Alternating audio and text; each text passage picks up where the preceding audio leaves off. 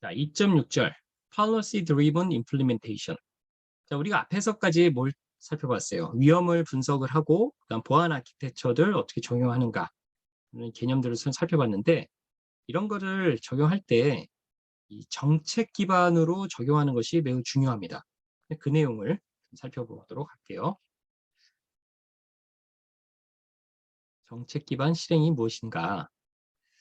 자, 이 그림을 보면 여러분들 교과서에 있는 그림인데요. policy가 있고 implementation guidance 그리고 implementation이 있어요. 자, 어떤 정책을 기획을 합니다. 정책을 세우고 이 정책에 맞춰서 실제로 어떻게 정책을 적용하라라는 가이던스, 지침을 줘요. 지침. 이 지침에 따라서 임플리멘테이션을 실제로 하겠죠. 자, 그러면은 결과적으로 이 결과가 effective한 security를 달성할 수 있어야 돼요. 이런 결과가 열매로 나와야 되는데 이게 제대로 되는지 제대로 되고 있는지 확인, 감독하는 것이 오버사이트예요. 오버사이트. 지난번에 여러분들 RMF 6단계 소개해드렸었는데요. 그 6단계하고도 한번 맞춰서 한번 생각을 해보세요. 자, 이러한 것들이 일괄적으로 서로에게 관계를 가지면서 관리되고 있는 것이 이제 위험 관리의 하나의 프레임워크가 되겠습니다.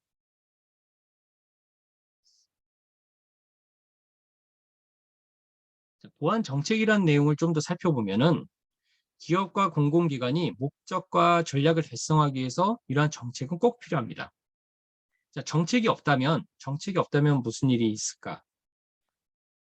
due diligence라는 얘기가 있어요. due diligence. 이거는 보통 이제 우리말로는 직무상의 노력이라고 하는데요. 직무상의 노력.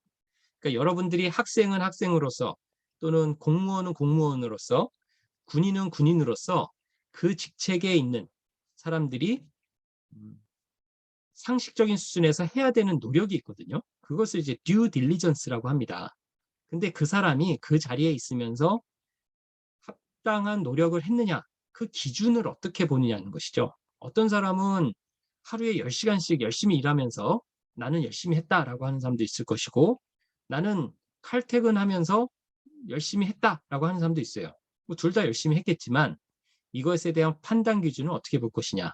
그 기준은 이 개인의 노력도 있겠지만 이 정책을 잘 지켰느냐를 본다는 것이죠. 그래서 정책이 중요한 것이에요. 정책의 역할이 구체적으로 무엇이냐. 조직에 있는 임직원들에게 구체적인 책임을 할당을 해주고요. 그 책임을 다했는지를 확인하는 책임 추적성을 부여합니다. 자, 책임 추적성이라는 요 단어는 매우 중요해요. 이번 학기 동안 몇 번 언급이 될 건데요. 잘 알아두세요. 자, 그리고 이 정책을 가만히 살펴보면 임직원들의 가치 판단의 기준이 됩니다. 조직마다 좀 다른 정책들을 사용을 할 텐데 조직마다 어떤 가치 판단을 갖느냐는 그 정책을 보면 되는 것이죠. 그리고 경영진의 목표를 임직원들에게 공유하는 데도 정책이 사용이 됩니다. 그래서 정책을 딱 보면 우리 조직이 지향하는 바는 이런 것이구나 라는 것을 구성원들이 모두 알 수 있다는 것이죠. 자, 보안 정책은 보안 분야에 대해서 이러한 내용들을 담고 있는 것에 역할을 하는 것이 보안 정책인 것이에요.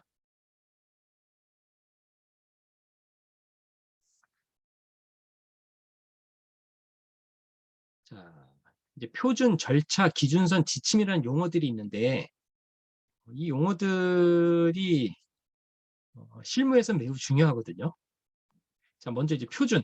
표준 영어로는 이제 스탠다드예요. 조직에 적용되는 소프트웨어나 하드웨어의 구체적인 사항들을 제시해 줍니다. 자, 밑에 한번 볼게요. 밑에. 예시하고 하나씩 매핑해서 봅시다. 일단 보안 정책으로 이렇게 세우는 거예요. 우리 조직에서는 기밀 정보를 올바르게 보호해야 한다라는 정책을 만드는 것이에요. 자, 이런 정책이 있어요. 그럼 이 정책을 보고서 표준을 만들죠. 자, 어떻게 올바르게 보호해야 되는가 고민을 하게 되잖아요. 그래서 표준은 뭐라고 그랬어요? 소프트웨어나 하드웨어 구체적인 사항이라고 그랬죠. 그러니까 표준의 예를 봅니다. 자, 우리 조직은 AES라는 암호 알고리즘을 사용해서 기밀 정보를 암호화하고 그다음에 외부로 전송하고 내부에서 통신할 때는 IPsek이라는 기술을 사용해서 암호화 전송을 해야 한다라는 표준을 만드는 것입니다. 이거면 정책의 내용이 좀 더 구체화됐죠. 자, 절차는 뭘까요? 절차 프로시저는 자, 이런 정책을 구현하기 위해서 표준을 만들었는데 그 표준을 이행하기 위한 세부 지시사항이 절차예요. 자, 예를 보면 AES하고 IPsek을 어떻게 실행하라라는 구체적인 how to do를 여기다 좀 명시합니다.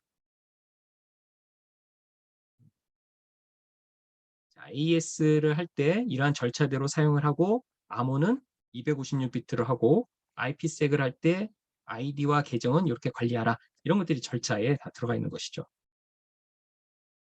자, 지침은 추가 권고사항이에요. 그리고 얘는 좀 융통성을 갖고 있는 선택 조건을 지침이라고 합니다.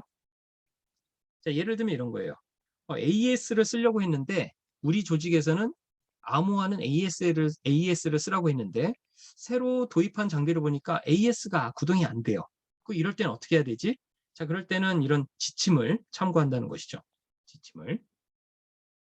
약간 이제 융통성을 열어주는 겁니다. 자, 여기 중간에 기준서는 무엇인가? 베이스라인. 우리말보다는 이제 베이스라인이 좀 더 와닿을 것 같은데요. 정보보호 정책의 일관성 있는 적용을 위한 준수사항을 베이스라인이라고 그래요. 그래서 일관성 있게 하기 위해서 기본적으로 이거는 다 해야 돼 라고 기준선을 주는 것이죠.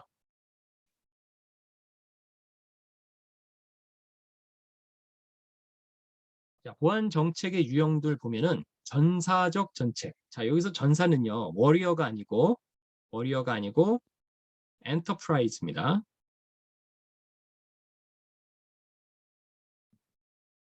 전사적. 그러니까 회사 어떤 조직, 군 조직 하게 되면 그 조직을 다 통틀어서 얘기할 때 이걸 엔터프라이즈라고 그래요. 프라이즈. 전사적 정책은 보안을 위한 조직의 전략적인 방향을 제시해주고 그 이행을 위해서 자원, 비용과 인력과 시간을 할당시켜주는 것을 이제 전사적인 정책이라고 그래요. 매우 상위 개념인 것이죠. 그러니까 얘는 개괄적이고 수정도 자주 하진 않아요. 기능적 이슈별 정책, 특정 관심 영역에 대한 정책인데요. 접근 통제, 업무 연속성, 이메일, 무선랜 등 어떤 특정 관심 영역에 대한 정책이에요. 자, 예를 들어서 최근에 피싱 메일이 증가하고 있고 그 피해가 증가하고 있고 그런 이메일 같은 걸 관리를 잘해야겠다. 이런 게 이제 이슈가 됐게 되면 이럴 때 이메일 관리 정책을 특별히 이제 만들게 되는 거죠. 그래서 상황에 맞는 적절성, 조직의 관심사항, 기술과 관련된 이런 요소들이 변화될 때 그때 이제 업데이트를 할 수 있습니다. 그다음 구체적인 시스템 정책이 있어요. 시스템 레벨에서 보면 이때는 기술적 운영적인 관점, 실제로 사용을 하는 것이니까 구체적으로 정책을 서술을 합니다. 그래서 각각 시스템에 대해서 일반적인 정보나 교육 자료를 제시합니다.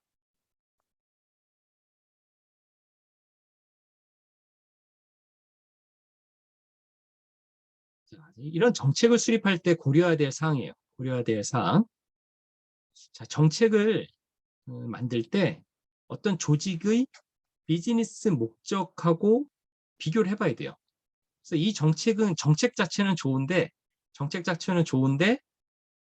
이게 비즈니스 목적하고는 맞지 않는 경우가 있어요. 그래서 일단 목적하고 맞춰야 된다는 것이죠. 원칙과 표준을 충족하고 있는지. 저는 이제 구현을 해야 되는데 원칙과 표준을 통해서 구현을 해야 되는데 이게 수용이 안 될 수도 있거든요. 이런 걸 충족하는지. 그리고 많은 사람들이 그것을 이해하기 쉽고 또 업데이트를 유연하게 할 수 있는지. 조직의 문화의 방향을 잘 제시하고 있는지. 그 조직에서 어떤 보안 정책이 아주 강한 문화가 있을 수도 있고요. 상당히 자유로운 문화일 수도 있거든요. 그래서 여기에서 너무 상반되면 될 것입니다. 내용상으로 본다면 무엇을 왜 보호해야 되는지를 잘 서술해야 되고, 그리고 무엇을 가장 먼저 보호하고 우선순위죠. 우선순위, 투자에 대한 우선순위를 제시해줘야 돼요. 그리고 보안의 가치와 중요성에 대한 구성원 간의 명백한 합의가 포함이 돼요. 그냥 작성한 사람 마음대로 하면 안 된다는 것이죠. 합의를 따라서 해야만 사람들이 모두 따라주겠죠. 임직원의 행동 기준을 제시하고 이에 대한 관리 활동도 지원을 해줘야 되고, 그다음에 잘못했을 경우에는 법적 책임을 져야 된다는 부분도 강하게 또 넣어서야 하겠습니다. 자, 오버사이트에 대한 내용인데요. 오버사이트. 자, 오버사이트는 오른쪽 하단의 그림을 하나 좀 볼게요. 하단의 그림. opportunity, pressure, rationalization. 자, 이게 뭘까요? 이게. 혹시 이런 거 혹시 책에서 봤나요? 교과서에 있는데요. 이런 세 가지 조건이 있을 때 범죄가 발생이 된다고 그래요. 범죄 발생의 3요소라고 그러거든요. 일단은 기회가 있어야 돼요. 예. 기회가. 그 다음에 pressure. 그 기회를 이용하고자 하는 어떤 압박이 있어야 돼요. 그 다음에 rationalization. 그것을 구현하기 위한 어떤 실력과 그 능력이 좀 합리적이 있어야 돼요. 이 세 가지가 모두 충족이 되게 되면 범죄가 발생한다라고 합니다. 그래서 어떤 감시, 감독을 할 때는요, 이 세 가지 요소가 잘 관리가 돼야 돼요. 사전 공고, 전자적 감시, 보안 매트릭, 감사 오디시라고 했죠. 익명 제보, 익명자 보호, 행위 인식, 취약점 진단, 재가 이런 것들을 하는 이유는 바로 이런 세 가지 요소들이 잘 관리되고 그다음에 억제할 수 있도록 한다는 것이죠. 그래야만 이제 감시와 감독이 이루어진다는 얘기입니다. 합리적 보증. 자, 우리 지난 슬라이드에서 내용을 한번 봤죠. 인포메이션 어슈런스. 인포메이션 어슈런스 할 때 이제 어슈런스라는 얘기를 나누는데요. 여기서도 reasonable assurance라는 얘기가 나옵니다. 합리적인 수준이란 게 무엇이냐? 합리적인 수준. 자, 보안 정책에서의 합리적인 수준은요. 바로 이 비용과 효과로서 그 기준을 정하게 됩니다. 통제 비용, 그러니까 위험을 낮추기 위해서 사용하는 이 통제 비용이 그로써 얻게 되는 통제 효과를 초과할 수는 없다는 것이에요. 비용보다 효과가 커야 된다는 것이죠. 경제성을 좀 봐야 되고 중요성을 좀 알아야 된다는 것입니다. 코스트, 베네핏을 비교해야 되고 그다음에 무엇이 중요한지를 알아야 되려면은 그쪽 도메인의 전문가들이 이걸 판단해야 된다는 것입니다. 자, 어슈런스와 개런티에 대한 내용인데요. 자, 보통 이제 보안에서 얘기하는 어슈런스는 통제 비용과 달성될 것으로 보이는 효과를 고려할 때 그 적합하다고 여겨질 수 있는 어떤 안심의 수준을 어슈런스라고 합니다. 그런데 이에 비해서 보장은 이러한 느낌이에요. 비용에 관계없이 최상의 수준 이런 게 개런티입니다. 그래서 합리적인 어슈런스라고 한다면 바로 이제 비용과 효과를 고려해야 된다는 것입니다.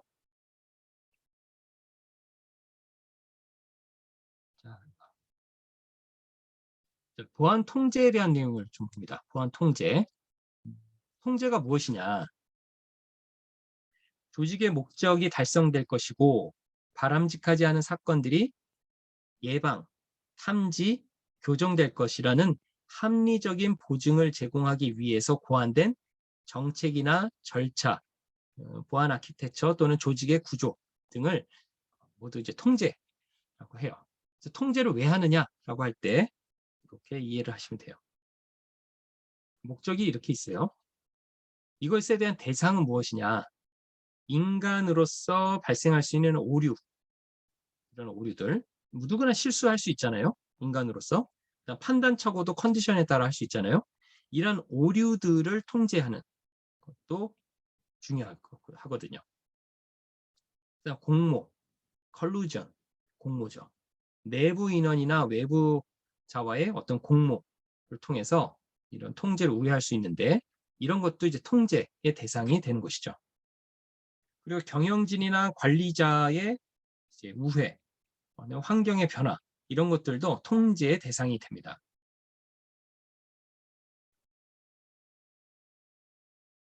자, 요 슬라이드 잘 봐주세요. 이거 중요합니다. 자, 통제 유형은 세 가지로 나눠집니다. 첫 번째, 예방 통제입니다. 예방 통제. Preventive Control. 자, 예방 통제는 문제가 발생하기 전에 이를 예방하고 예측하고 조정하기 위한 통제예요. 자, 키워드가 문제가 발생하기 전이에요. 예로는요, 신원조회. 여러분들 입학할 때 모두 신원조회 받으셨죠? 그다음에 직무분리, 물리적 접근 통제, 백신 설치 이런 것은 예방 통제가 됩니다. 그래서 어떤 일이 발생되기 전에는 사전에 하는 것이에요. 탐지 통제, 디텍티브 컨트롤인데요. 자, 얘는 키워드가 이미 발생한 문제예요. 이미 발생한 문제를 적발하고 보고하는 통제예요. 자, 그래서 얘는 해시 값을 보면 이제 무결성을 확인할 수 있잖아요. 그다음에 전공 목록, 체크리스트죠, 체크리스트. 그다음에 바이러스 스캐닝 등은 탐지 통제가 되겠습니다. 자, 교정 통제.